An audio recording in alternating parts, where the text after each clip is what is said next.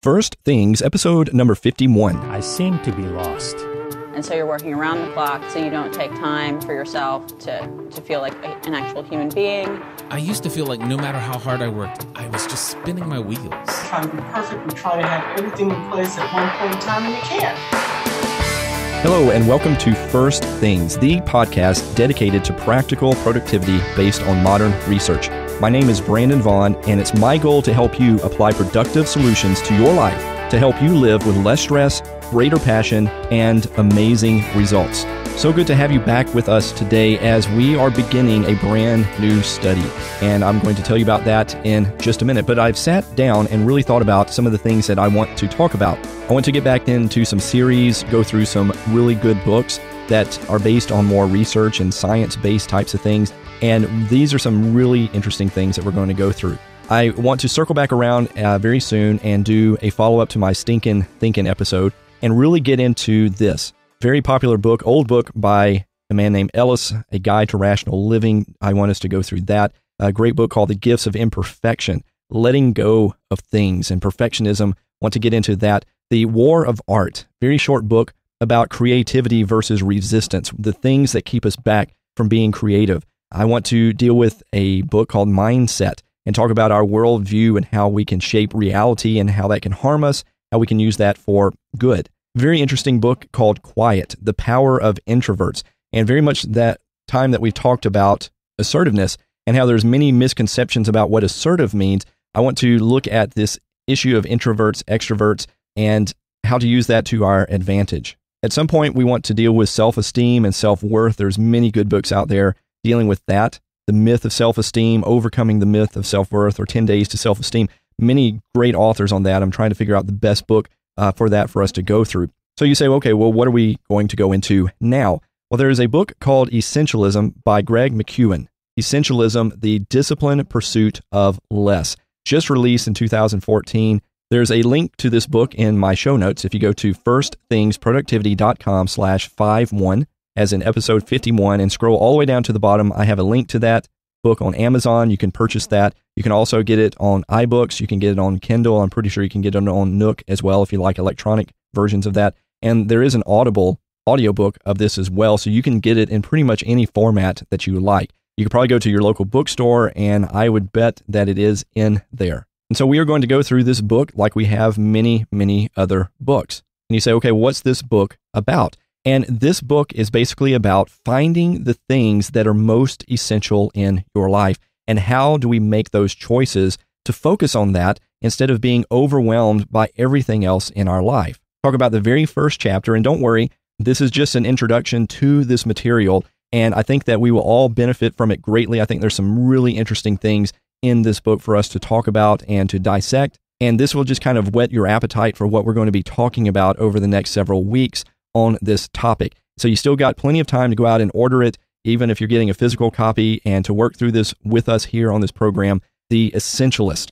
So Greg starts off this book by a quote from Lin Yutang, which says, "The wisdom of life consists in the elimination of non-essentials." Let me repeat that again. The wisdom of life consists in the elimination of non-essential things. So many of us have been raised various ways that it's been instilled into us, sometimes by parents, by teachers, by colleges, by places of employment, where we basically say yes to almost everything. We say yes to so many requests, and we don't even really think about it half the time that we say yes to things. And then we end up spending our entire day rushing about from one meeting to another, to a conference call, constantly trying to please everybody and get things done. And our stress levels go up. We're very unsatisfied in our work many, many times because we have too much to do. And we feel very stressed out because half of the stuff that we're doing, we don't really even enjoy doing, but we're constantly doing things. It's like we are that hamster inside of the wheel, or the mice on the little wheel that spins round and round.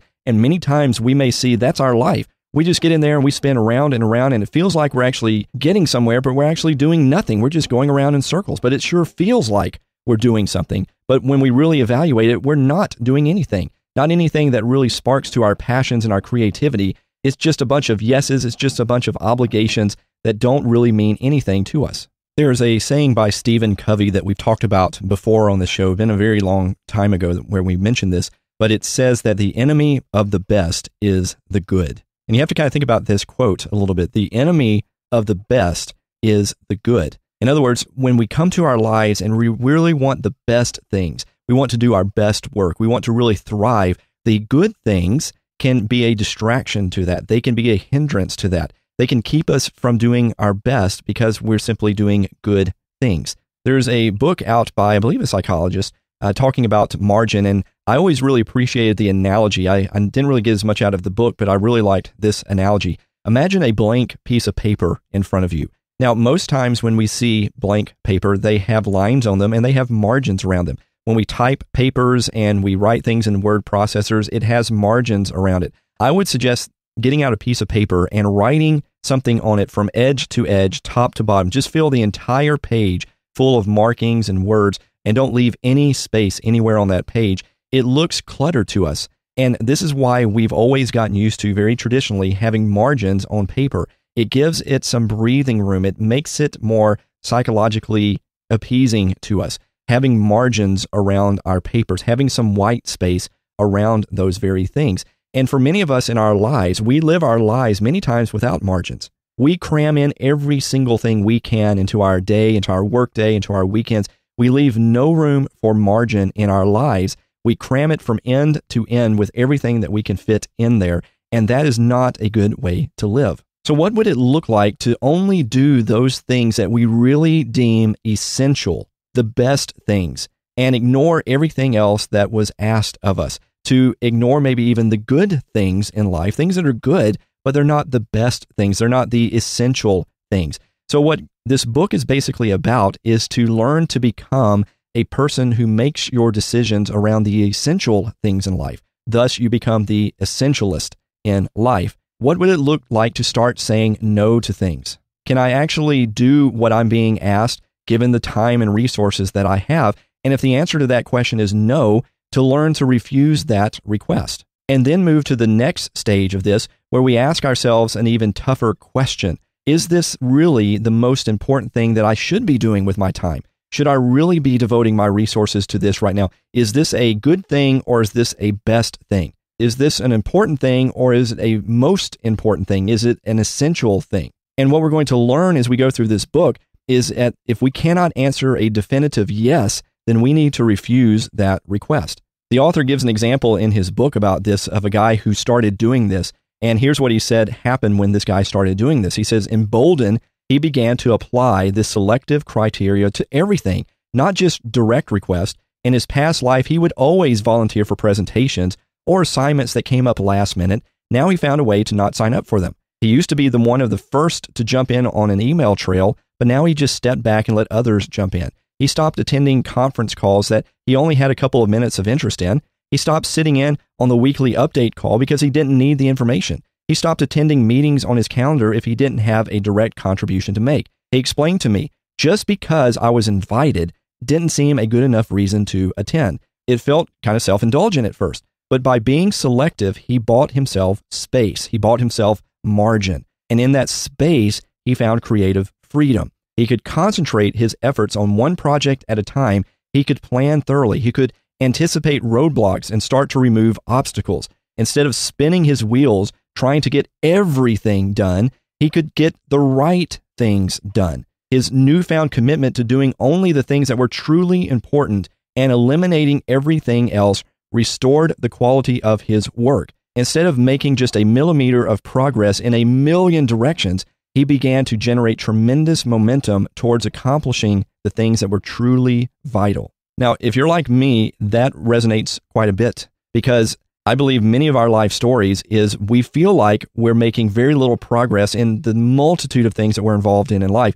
And as it describes there in the book, it's like a millimeter of progress in a million directions. Does that describe your life? Because I can definitely see how this can describe mine in many ways. Millimeters of progress in millions of directions instead of a more focused commitment to the things that are really important, the really essential things. And we must really ask ourselves this question: do we want to go through the rest of our lives spinning our wheels trying to get something done, feeling like we're exerting a lot of effort, but then we look around and it's like, I don't really see any major things I've done. where are these essential things that I've done? It just seems like I've been a yes man to everyone, and I'm not really living my true north. I'm not living my passions.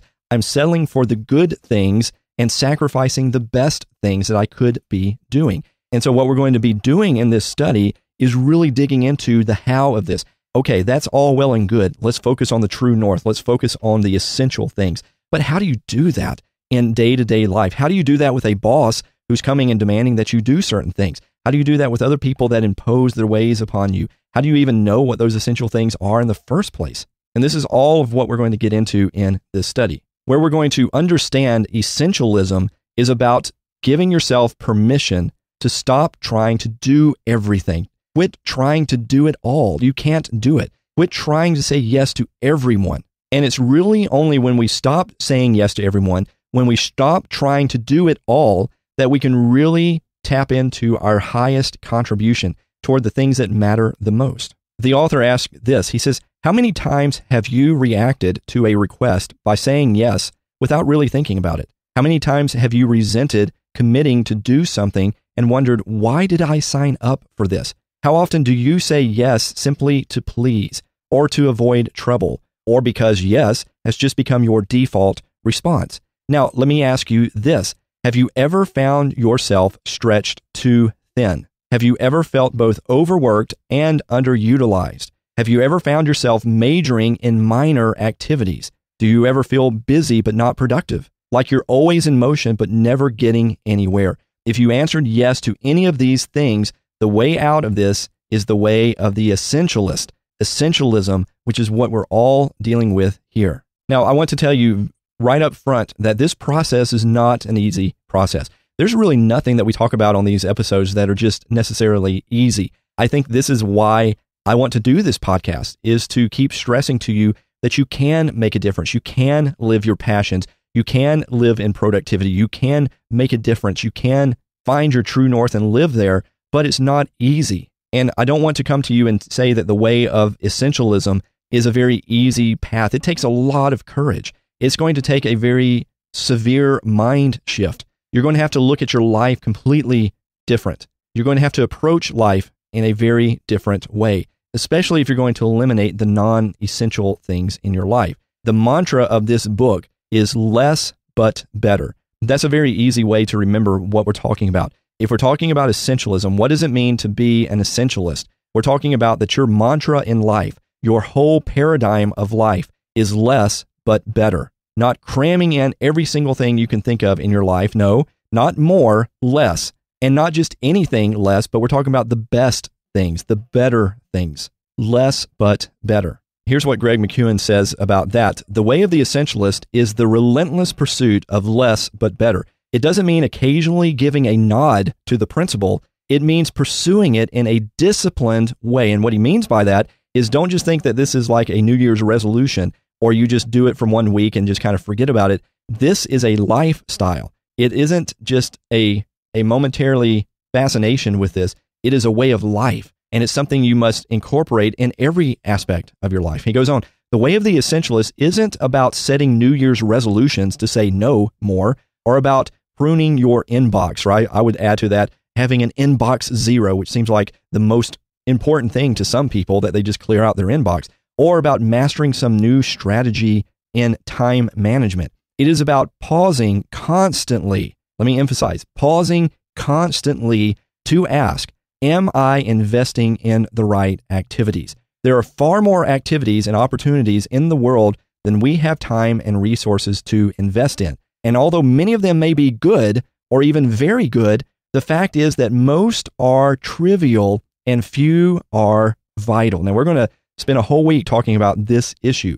Many good things in our life, many good things that we can pursue in life, many very good things, but many of them are trivial, few of them are vital. The way of the essentialist involves learning to tell the difference, learning to filter through all those options and selecting only those that are truly essential. So essentialism is not about how to get more things done. It's about how to get the right things done. It doesn't mean just doing less for the sake of less either. It is about making the wisest possible investment of your time and energy in order to operate at our highest point of contribution by doing only what is essential. Now, in the book, there's some really nice little diagrams, some little doodles of things. And one picture that he has, and you'll have to get the book for this to see it, but he draws a picture of two ways of approaching life and how we can spend our energy. And one diagram is a circle representing us and our energy in life. And it has all of these arrows pointing all over the place. Like it's pointing up and it's pointing a little bit to the right and to the bottom and to the left. And it's just pointing all over the way. It looks kind of like a sun with rays, but the rays are arrows. And this is how many of us live our lives. I was thinking when I was looking at this, these automatic robot vacuum cleaners, they're like little discs that sit on the floor, and then they go out and they start vacuuming your house for you automatically. And I was thinking, what if one of those sensors broke in this robot and it went forward about a centimeter and then it backed up? And then it went a little bit to the left about a centimeter and then it backed up. And it went a little bit more to the left and backed up. And then it started going a little bit backwards and then went back to its original position. It's like, doesn't know what it wants to do. It goes a little bit this way, goes a little bit that way, goes a little bit this way, and it doesn't go anywhere, and it's not functioning the way it was supposed to. I mean, imagine that's vacuuming your floor, and it's just going a centimeter and then going back this way, centimeter this direction back, centimeter, and then back to where it began. It's basically not doing anything of good. Versus what if it just went in a straight line in your room?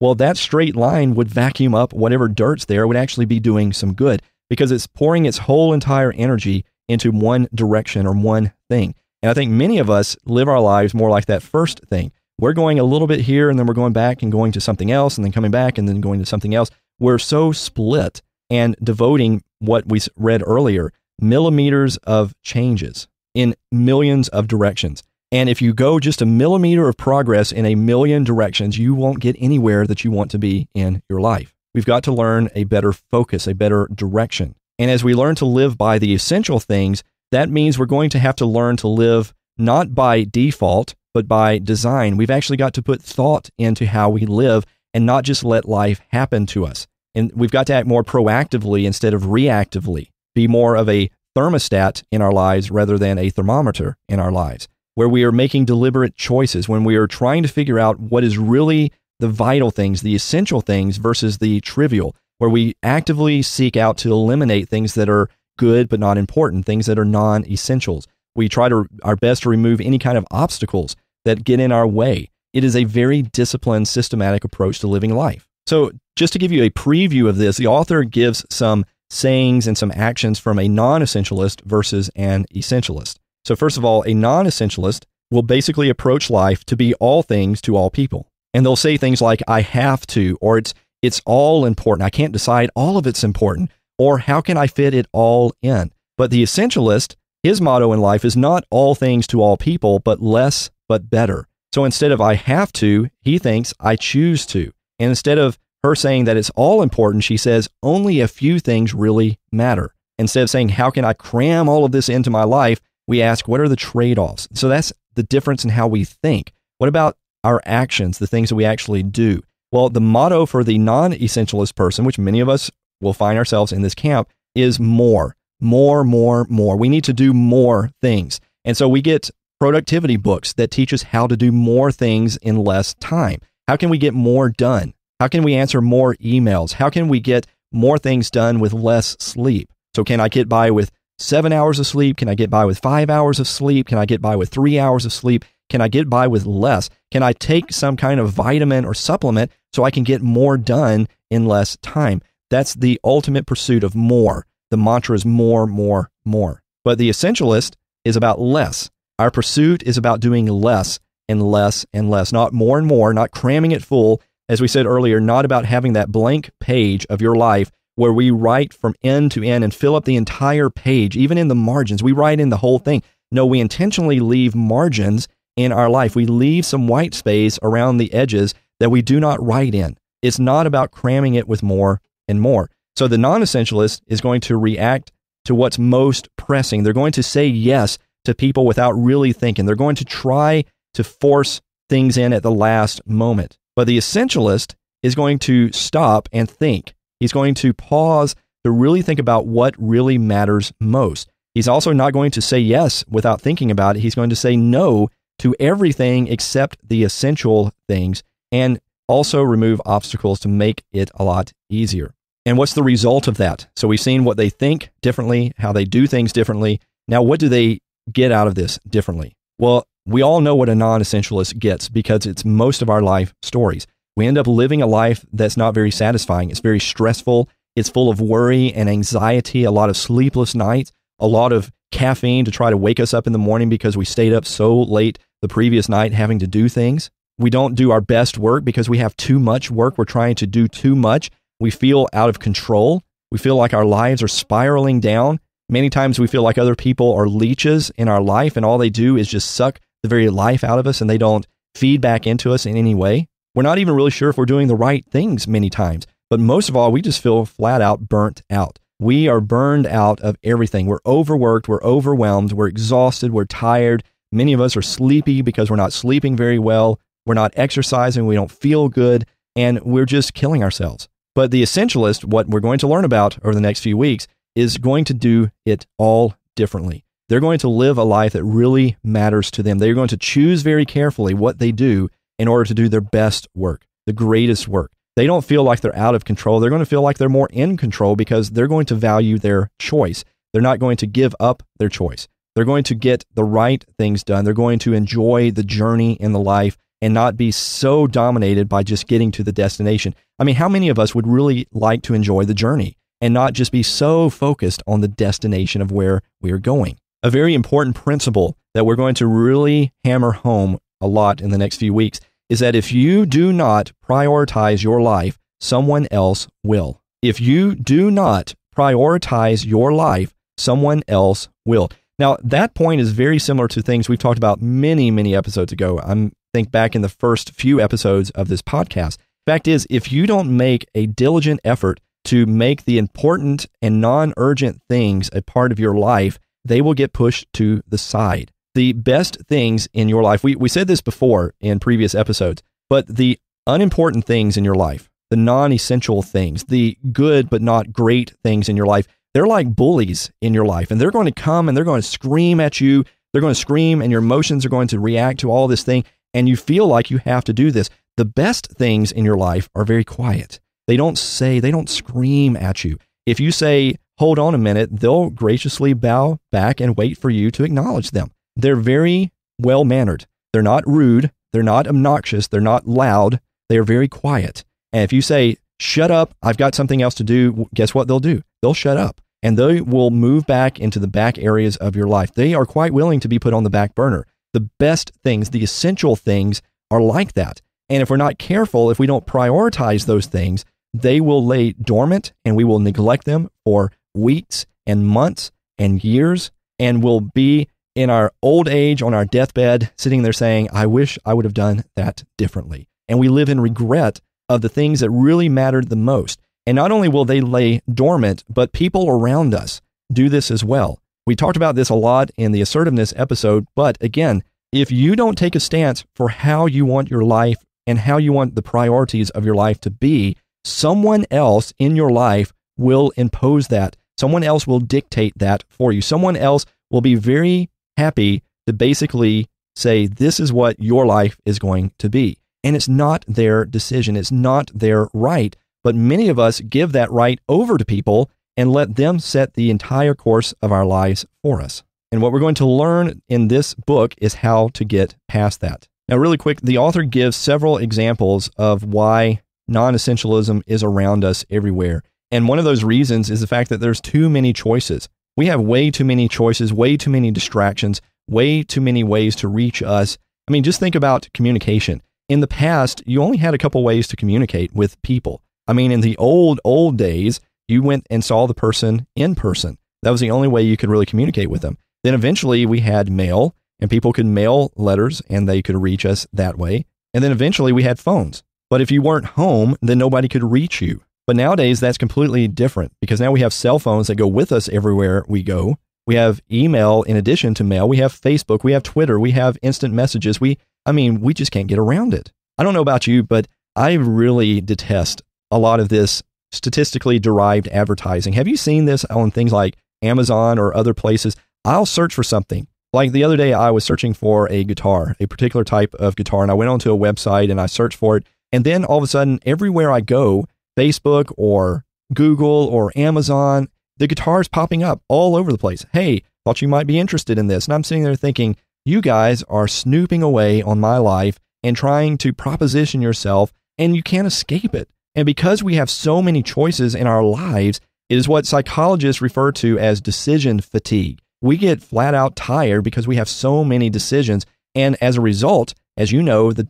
more tired you are, the worse your decisions can be. And you can make some really goofy decisions many, many times because you're just flat out tired. And we've talked about this before with technology the same way, but nobody really told us how to do it. We talked about email last week. Many of us weren't quite ready. We still aren't very ready to how to communicate properly through that medium. People will send threatening messages, not really thinking about what they're doing. It's like we've lost our ability to filter out good and bad things, and we just go full-fledged into some of the goofiest things ever that people 100 years ago would sit back and say, these are the most uneducated people I've ever seen on the planet. And yet we boast in how much we know and how much we can do, and yet we can't even communicate with each other in a proper way. Another reason he mentions is, again, our connectiveness. We have too much social pressure. So we now have a lot of people who comment on everything we do. So you post something on Facebook, I did this, and you very well may have people who write in and say, well, I think that's stupid, or they'll judge you for that. So we have all these pressures going on all at the same time. And the last thing he says why so much non-essentialism is around is we still believe the lie that you can have it all. It's not a new idea. It's been around forever. You can do anything you want. You can have it all. And therefore, this tempts us to just think about doing more. We can cram in and do more activities. We can overschedule. We can double book our schedules. I know many people who will say yes to many different appointments at the same time because they don't really want to tell people no. And then in that moment, they will try to decide which one to go to. I've even seen people, and I will admit I've done this myself, where I've been double booked for something and I could not decide which to do. So I literally had two different phones that I was calling in and trying to listen to both of those calls at the very same time. Talk about lunacy. And yet how many businesses will say, oh, we believe in work-life balance and we want our employees to do this, but then they'll still turn around and expect their employees to be on call 24/7. I told you this many, many episodes ago, but I am still waiting to have just one time in my life, a boss or a manager or a supervisor or someone come to me and say, Brandon, I saw that you sent this email out on a Saturday. I never want to see that again. You need to take time off and rest. And yes, I appreciate that you thought that you needed to do this. It could have waited until Monday. I do not want to see you do that again. And by the way, let's talk about when you're taking your vacation. I've noticed you haven't taken any time off recently. When are you going to be taking some time off? Because you need some time to rejuvenate. I would love to have a boss like that one time in my life that would really think about some of these things. Here's another quote from the book. When we try to do it all and have it all, we find ourselves making trade-offs at the margins that we would never take on as our intentional strategy. When we don't purposefully and deliberately choose where to focus our energies and time, other people, our bosses, our colleagues, our clients, and even our families will choose for us. And before long, we will have lost sight of everything that is meaningful and important. We can either make our own choices deliberately or allow other people's agenda to control our lives. This requires not just haphazardly saying no, but purposefully, deliberately, and strategically eliminating the non-essentials and not just getting rid of the obvious time wasters, but cutting out some really good opportunities as well. Instead of reacting to the social pressures pulling you to go in a million directions, you will learn a way to reduce, simplify, and focus on what is absolutely essential by eliminating everything else. So we're not just going to be talking simply about, oh, spend less time on the internet or don't watch as much TV. Those are just time wasters. We're going to talk about the harder things. The fact is that there are many things in our lives that may be good, but not the best. And we've got to make the tough decision to say no to some of the good things. I remember hearing this from Steve Jobs of Apple before he died, where he talked about that he had to say no to a lot of really good ideas, things that were really good,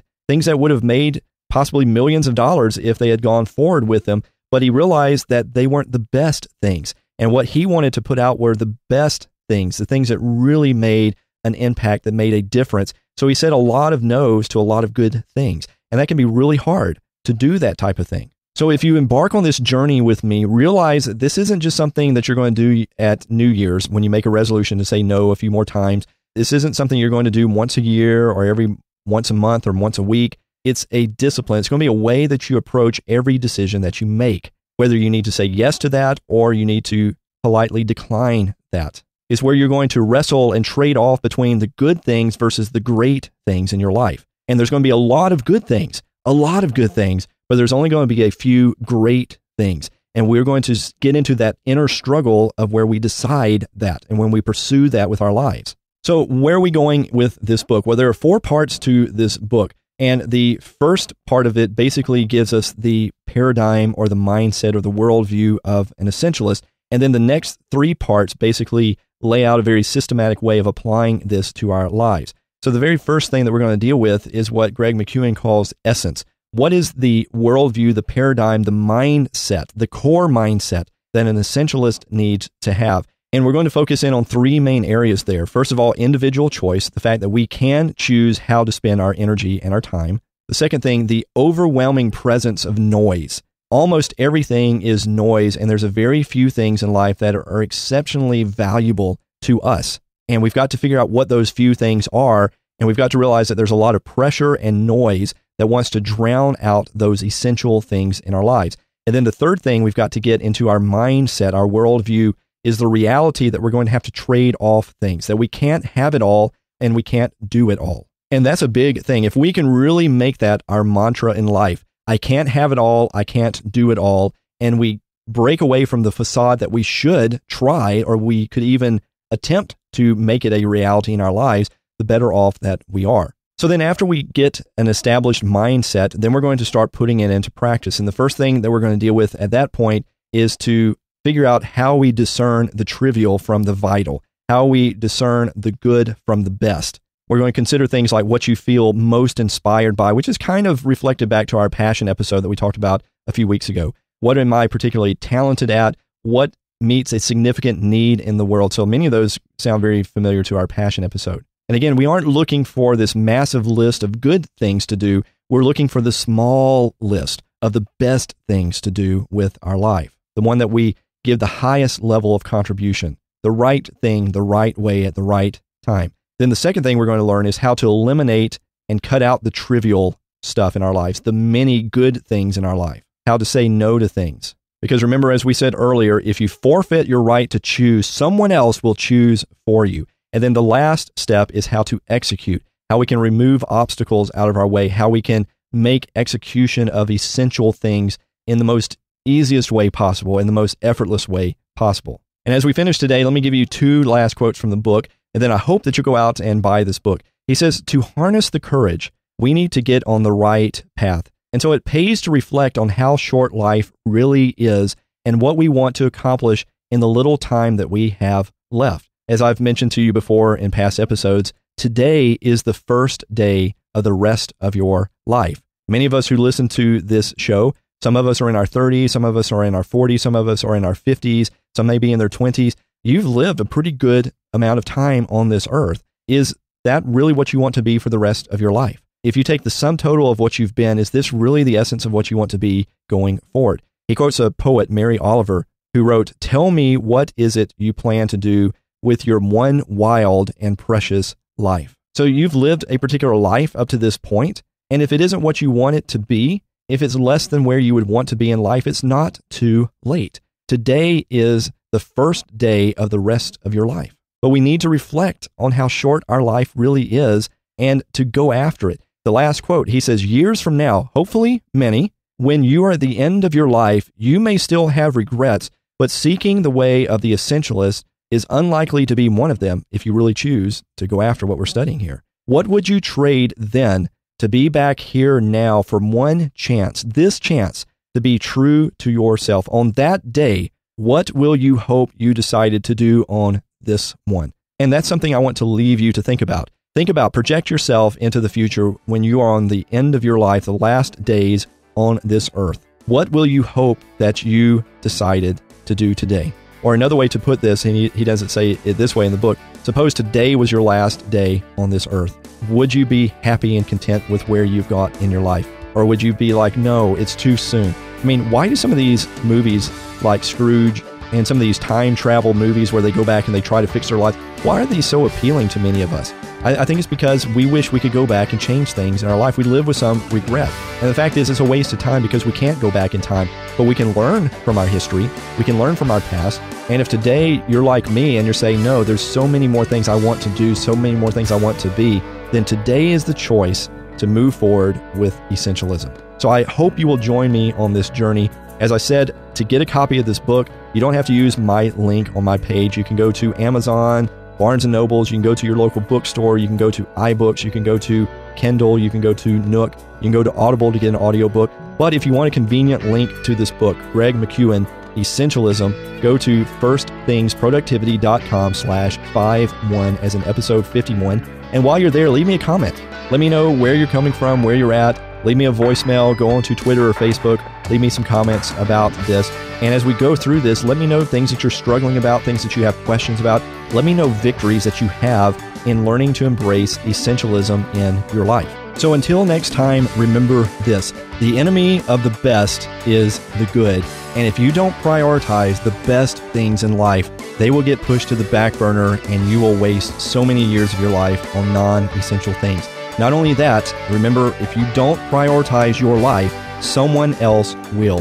And don't make that mistake and regret your life as having wasted away doing things that don't really matter and resonate to you.